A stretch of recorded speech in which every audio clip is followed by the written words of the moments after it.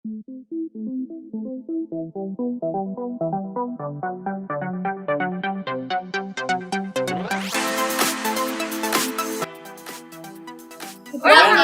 Petra Teens. Halo teman-teman Petra Teens, gimana kabar kalian? Pastikan kalian tetap sehat-sehat ya di rumah. Hari ini aku punya 2 pengumuman untuk kalian. Pengumuman yang pertama, ibadah Petra Teens minggu depan akan tetap dilaksanakan secara online. Dan yang kedua, komsel akan tetap dilaksanakan dan akan dihubungi oleh PKS masing-masing. Sebelum kita memulai ibadah kita, mari kita siapkan hati yang terbaik dan kita mau fokus untuk memuji dan memuliakan nama Tuhan. Mari teman-teman, kita mau mempersiapkan hati kita untuk menyembah dan meninggikan nama Tuhan.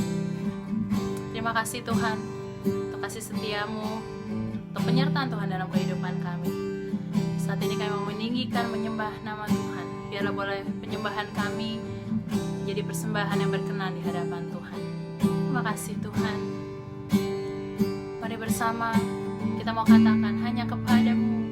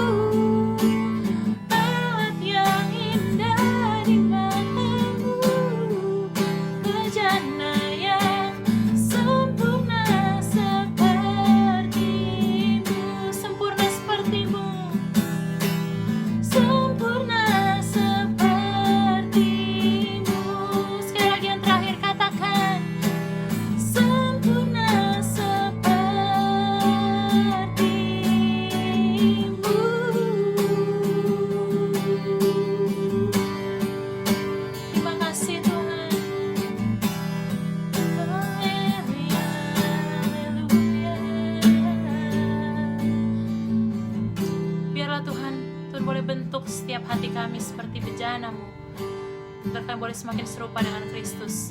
Dan siang hari ini kami mau katakan, kami siap untuk mendengarkan firman Tuhan.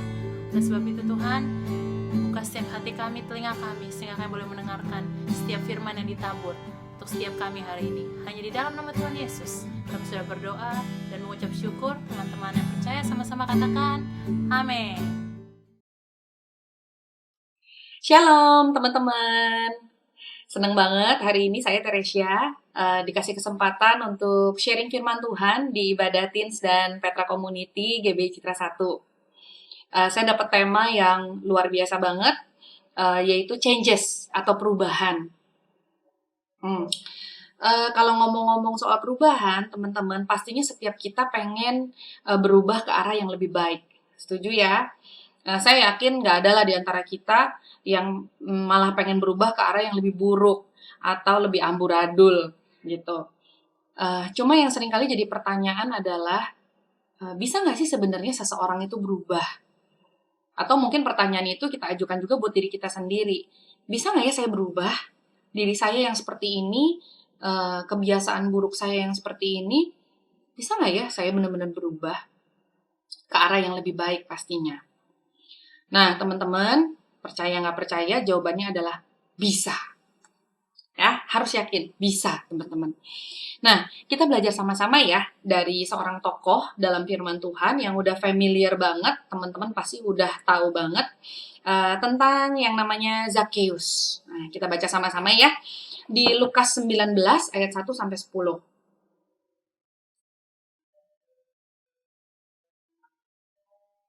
Ya, saya bacain ya, teman-teman ya. Yesus masuk ke kota Yeriko dan berjalan terus melintasi kota itu. Di situ ada seorang bernama Zakheus, kepala pemungut cukai, dan ia seorang yang kaya. Ia berusaha untuk melihat orang apakah Yesus itu, tetapi ia tidak berhasil karena orang banyak sebab badannya pendek. Maka berlarilah ia mendahului orang banyak, lalu memanjat pohon ara untuk melihat Yesus yang akan lewat di situ. Ketika Yesus sampai ke tempat itu, ia melihat ke atas dan berkata, "Zakheus, segeralah turun, sebab hari ini aku harus menumpang di rumahmu." Lalu Zakheus segera turun dan menerima Yesus dengan sukacita. Tetapi semua orang yang melihat hal itu bersungut-sungut. Katanya, ia menumpang di rumah orang berdosa. Tetapi Zakheus berdiri dan berkata kepada Tuhan, "Tuhan, setengah dari milikku akan kuberikan kepada orang miskin. Dan sekiranya ada sesuatu yang kuperas dari seseorang, akan kukembalikan 4 kali lipat." Kata Yesus kepadanya, "Hari ini telah terjadi keselamatan kepada rumah ini, karena orang ini pun anak Abraham. Sebab anak manusia datang untuk mencari dan menyelamatkan yang hilang." Nah, itulah kisahnya Zakheus ya, teman-teman, yang dicatat dalam Lukas. Nah, Zakheus itu adalah seorang yang sangat kaya. Dan dia juga punya jabatan ya. Dia adalah seorang kepala pemungut cukai. Dia punya harta yang banyak. Tetapi di sisi lain, dia sangat dibenci oleh banyak orang. Karena pekerjaannya dan mungkin karena kelakuannya ya, yang suka memeras lewat pungut pajaknya itu. Nah, semuanya itu nggak membuat Zakheus bahagia, teman-teman. Dia pengen terjadi perubahan di dalam hidupnya. Dia merasa uang dan jabatan itu nggak membuat kekosongan dalam hidupnya itu terisi. Sampai akhirnya dia mendengar tentang seorang pribadi yang namanya Yesus. Bahwa Yesus itu melakukan mujizat, bahwa Yesus itu adalah seorang yang luar biasa, seorang pribadi yang luar biasa. Dan Zakheus ini makin semangat lagi setelah dia dapat kabar bahwa Yesus akan masuk ke kota Yeriko. Nah, kita mau sama-sama apa aja sih teman-teman yang bisa kita pelajari nih dari kisahnya Zakheus terkait perubahan hidup yang dialami sama Zakheus sendiri. Di sini saya rangkum ada 3 poin ya teman-teman ya. Yang pertama, bahwa perubahan hidup itu harus diawali dulu dengan perjumpaan dengan Tuhan. Saya ulang teman-teman, yang pertama, perubahan hidup harus diawali dengan perjumpaan dengan Tuhan. Teman-teman, kita tahu ya bahwa Zakheus itu karakternya berubah 180 derajat setelah dia berjumpa dengan Tuhan. Awalnya dia biasa meres rakyat, mungkin dia pelit, kikir, hitung-hitungan, pokoknya sampai dia dibenci banget sama rakyat. Nah, namun setelah berjumpa dengan Yesus, ternyata kekosongan dalam hidupnya itu terisi. Dia paham bahwa uang, jabatan itu bukanlah tujuan hidupnya, tetapi Yesus itu sendiri. Nah, teman-teman, tanpa keselamatan, kita tidak mungkin bisa mengalami yang namanya perubahan hidup. Kita baca sama-sama lagi ya firman Tuhan di dalam Roma 6 ayat 4-6. Roma 6 ayat 4-6. Saya bacain. Dengan demikian, kita telah dikuburkan bersama-sama dengan Dia oleh baptisan dalam kematian, supaya sama seperti Kristus telah dibangkitkan dari antara orang mati oleh kemuliaan Bapa, demikian juga kita akan hidup dalam hidup yang baru. Sebab, jika kita telah menjadi satu dengan apa yang sama dengan kematiannya, kita juga akan menjadi satu dengan apa yang sama dengan kebangkitannya. Karena kita tahu bahwa manusia lama kita telah turut disalibkan, supaya tubuh dosa kita hilang kuasanya, agar jangan kita menghambakan diri lagi kepada dosa. Nah, teman-teman, sebelum kita menerima keselamatan dari Tuhan, Roma tadi bilang bahwa setiap kita adalah hamba dosa.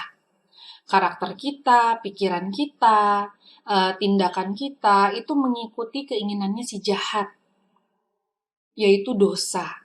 Keinginannya iblis, yang pastinya bertentangan dengan kehendak dan rencana Tuhan dalam hidup kita. Namun teman-teman, ketika Yesus mati di kayu salib, menebus kita berubah loh. Kita bukan lagi hamba dosa, tetapi setiap kita ini adalah hamba kebenaran. Nah, saya lanjutin lagi ya, di Roma 6 ayat 17-18 bilang gini nih. Tetapi syukurlah kepada Allah. Dahulu memang kamu hamba dosa, tetapi sekarang kamu dengan segenap hati telah menaati pengajaran yang telah diteruskan kepadamu. Kamu telah dimerdekakan dari dosa dan menjadi hamba kebenaran. Ketika kita menerima keselamatan, teman-teman, hidup kita nggak lagi dikuasai oleh dosa dan keinginan, tetapi kehendak Allah yang membawa setiap kita kepada pengudusan hidup. Dan itulah juga yang dialami oleh Zakeus. Ketika Zakeus berjumpa sama Tuhan secara pribadi, dia sadar bahwa dirinya itu sudah diampuni dan dia itu berharga. Zakeus tahu bahwa karakternya harus berubah sama seperti Yesus. Nah, itu poin yang pertama ya, teman-teman. Poin yang kedua bahwa perubahan itu membutuhkan effort atau harga yang harus dibayar. Nah, sebelumnya Zakeus itu kan dengar tentang Yesus cuma dari apa kata orang. Nah, kali ini dia pengen banget tahu secara pribadi, Yesus tuh sebenarnya kayak apa sih? Dia berusaha mau lihat dan bertemu langsung dengan Tuhan. Ada satu keyakinan dalam dirinya bahwa Yesus itu adalah jawaban yang selama ini saya cari, yang bisa mengisi kekosongan dalam hidup saya. Gitu. Nah, teman-teman, ayat 3 dan 4, balik lagi ke Lukas 19 mengenai kisahnya Zakeus, ayat 3 dan 4 berkata, Zakeus itu berusaha, garis bawahi kata berusaha ya teman-teman ya, berusaha untuk melihat Yesus. Bahkan, dia berlari mendahului orang banyak. Lalu memanjat pohon ara untuk melihat Yesus. Zakeus tuh bukannya adem ayam aja loh. Untuk bisa berjumpa dengan Yesus, dia itu melakukan effort, ada usaha yang dia lakukan. Dia berusaha melihat Yesus, dia berlari mendahului orang banyak, dan dia memanjat pohon ara supaya bisa melihat Yesus. Bahkan di ayat 8, teman-teman, ada action yang Zakeus lakukan. Perubahan besar yang dia lakukan ya teman-temannya. Effortnya itu adalah di ayat 8 itu dibilang Zakeus berdiri dan berkata kepada Tuhan, Tuhan, setengah dari milikku akan kuberikan kepada orang miskin, dan sekiranya ada sesuatu yang kuperas dari seseorang akan kukembalikan 4 kali lipat. Nah, itu yang Zakeus bilang. Demikian juga dengan kita, teman-teman. Untuk bisa berubah itu harus ada usaha atau effort yang kita lakukan. Ada komitmen yang harus kita lakukan. Bahkan lebih dalam lagi ada harga yang harus kita bayar. Kita nggak bisa cuma nyantai atau adem ayem aja. Misalnya kita pengen berubah nih jadi pribadi yang murah hati. Artinya kita harus mulai belajar untuk memberi. Atau kita pengen berubah nih menjadi pribadi yang sabar. Nah, berarti kita harus mulai belajar untuk mengasihi dan mengalah. Nggak gampang loh teman-teman untuk belajar mengasihi, belajar memberi, belajar untuk mengalah. Seringkali harga yang harus kita bayar tuh banyak banget. Ya uang, ya tenaga, ya waktu, bahkan seringkali mengorbankan perasaan kita, teman-teman. Nah, tapi balik lagi teman-teman, kita harus ingat bahwa setiap kita ini adalah hamba Kristus. Kita ini udah punya hidup yang baru bersama dengan Tuhan sebagai hamba Kristus, hamba kebenaran. Kita harus tanggalkan manusia lama kita yang udah sia-sia dan kita sama-sama hidup bagi Allah di dalam Kristus Yesus. Percayalah dengan mengandalkan kekuatan dari Tuhan, kita pasti sanggup untuk melakukannya. Nah, itu poin yang kedua ya, teman-teman ya. Nah, yang ketiga, teman-teman, yang kita pelajari dari kisahnya Zakheus terkait dengan perubahan hidup adalah bahwa perubahan itu membutuhkan komitmen. Sekali lagi saya ulang ya, teman-teman ya. Perubahan itu membutuhkan komitmen. Saya ulangin lagi teman-teman, ayat 8, kita baca sama-sama. Tetapi Zakheus berdiri dan berkata kepada Tuhan, Tuhan, setengah dari milikku akan kuberikan pada orang miskin. Dan sekiranya ada sesuatu yang kuperas dari seseorang, akan kukembalikan 4 kali lipat. Apa yang Zakheus sampaikan ini nggak main-main loh, teman-teman. Dia komitmen untuk memberi. Dari yang sebelumnya dia lakukan adalah apa? Bukan memberi, merampas. Dia juga komitmen untuk mengembalikan, bahkan bukan cuma mengembalikan dari apa yang dia udah ambil, tapi mengembalikan lebih dari yang sebelumnya dia udah rampas atau ambil. Nah, komitmennya si Zakheus ini luar biasa banget, teman-teman. Jadi, perubahan itu membutuhkan yang namanya komitmen. Nah, komitmen yang seperti apa sih sebenarnya, teman-teman? Nah, komitmen dalam iman Kristen, dalam iman kita bersama sebagai anak-anak Allah itu sebenarnya bukan hanya sekedar janji, tapi lebih dalam dari itu, teman-teman. Nah, komitmen dalam iman kita itu artinya adalah ketetapan hati atau kesanggupan untuk melakukan sesuatu tidak hanya pada saat ini, tapi berkelanjutan, terus-menerus dengan kasih yang tulus kepada Tuhan. Nah, itulah komitmen. Saya ulang ya, teman-teman ya. Komitmen dalam iman kita adalah satu ketetapan hati atau kesanggupan untuk melakukan sesuatu tidak hanya pada saat ini, tetapi berkelanjutan secara terus-menerus dengan kasih yang tulus kepada Tuhan. Nah, itulah komitmen. Ada unsur kontinuitasnya, teman-teman, atau kelanjutannya. Terus-menerus, berlanjut, dan tanpa akhir. Nah, demikian juga dengan kita. Perubahan hidup kita kepada Tuhan itu butuh yang namanya komitmen. Bukan cuma untuk saat ini, teman-teman, tapi terus-menerus, berulang-ulang, bahkan sampai akhir, sampai kita menjadi sempurna seperti Tuhan Yesus. Nah, ingatlah selalu teman-teman bahwa Tuhan sendiri itu udah lebih dulu berkomitmen untuk mengasihi kita dan setia. Dan itu sudah dibuktikan dengan dia mati di kayu salib untuk menebus setiap kita. Tinggal kitanya nih, komitmen kita bagaimana untuk setia dan mengasihi Tuhan dengan sungguh-sungguh.